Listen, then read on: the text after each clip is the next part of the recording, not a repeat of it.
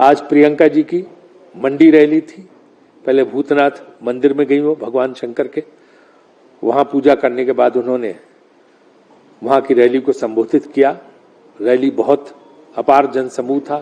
जब वो गई सड़कों पर तो चारों तरफ लोग भरे हुए थे, चाहे फ्लाईओवर हो, चाहे सड़क हो, चाहे छतें हो, लोग उनकी झलक पाने के लिए हर तरफ वो कर रहे थे।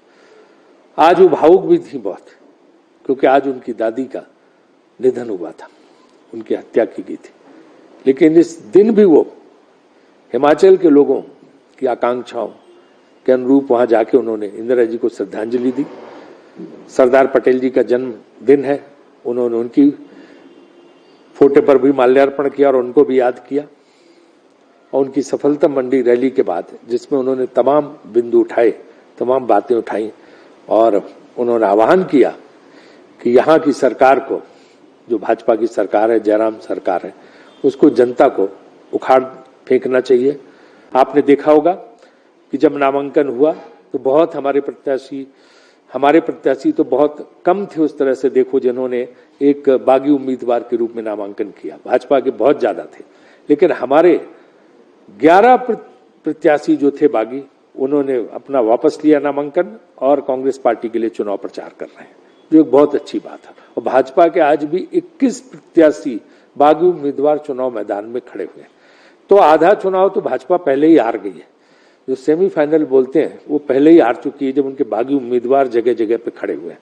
और जिस तरह से उनके अंदर गुटबाजी, घमासान, झगड़ा, खींचतान चल रही है, उससे मुझे नहीं लगता कि भाजपा किसी भी तरह सत्ता में आने वाली है। मैं अधिकारियों को भी ये अनुरोध करना चाहता हूं कि अभी देखिए चुनाव आयोग ने एक अधिकारी को हटाया है, जो यहाँ पे निदेशक थे, चुनाव इसके प्रचार निदेशक, इंफॉर्मेशन पब्लिसिटी का जो डिपार्टमेंट होता है, डीपीआर जिसको बोलते हैं। तो ये मैं अधिकारियों से निवेदन करना चाहता हूं कि जनता के हित में, जनहित में निष्पक्ष चुनाव कराने का प्रयास करें। उनको किसी भी तरह से, क्योंकि जब एक बार चुनाव आचार संहिता लग जाती है तो किसी पार्टी के कोई सरकार का कुछ ये नहीं रहता। अधिकारियों को निष्पक्ष होकर चुनाव संचालन करना चाहिए, निष्पक्षता से व्यवहार करना चाहिए। कांग्रेस की सरकार आना तय है और ऐसे अधिकारियों जो इस तरह का वो करेंगे, जो जनता के हितों के साथ खिलवाड़ करेंगे और पक्षपात करेंगे, उनको निश्चित रूप से सरकार बनने के बाद उन लोगों के खिलाफ कार्रवाई की जाएगी। ये बात आप जान लीजिए। इस तरह का काम किसी भी अधिकारी को नहीं करना चाहिए कि वो पार्टी बन के काम करे। अधिकारी स्टील फ्रेम होता है, उसको निष्पक्ष रहना चाहिए। तो ये मेरी अधिकारियों से आग्रह है, अनुरोध है। आपको पता है कि जैसे 10 गारंटी और हमारा जल्दी चुनाव घोषणा पत्र भी जारी होने वाला है। चुनाव घोषणा पत्र में बाकी सारी चीजें जो है आपको मिलेगी और आपसे अनुरोध है कि उसको आप नीचे तक पहुंचाने में अगर हमारी मदद करें तो हिमाचल की जनता को इससे बहुत लाभ होगा। हमारे राष्ट्रीय अध्यक्ष मल्लिकार्जुन खड़गे जी भी हिमाचल में प्रचार करने आ रहे हैं और उनकी तारीखें तय हो रही हैं और वो 6 या 7 तारीख के बाद वो यहाँ पर प्रचार करेंगे धुआंधार। कल से सचिन पायलट जी आ रहे हैं, उनका चुनाव प्रचार होगा। अशोक गहलोत जी यहाँ पे आएंगे। भूपेश बघेल जो हमारे दूसरे मुख्यमंत्री है, उनका लगातार प्रचार कार्यक्रम चल रहा है। हमें जो है हमारे जो सहयोगी दल है बिहार में, तेजस्वी यादव जी जो उप मुख्यमंत्री हैं, वो भी एक दिन यहाँ पे प्रचार पे आने वाले हैं कांग्रेस पार्टी के समर्थन में।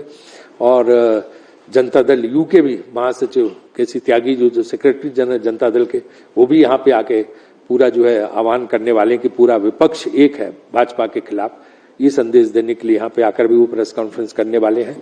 तो इस तरह से जो समूचा विपक्ष है वो कांग्रेस के साथ खड़ा होके एक दीवार की तरह, एक फौलाद की तरह खड़ा होके यहाँ पे भाजपा को सत्ता से दूर करेगा।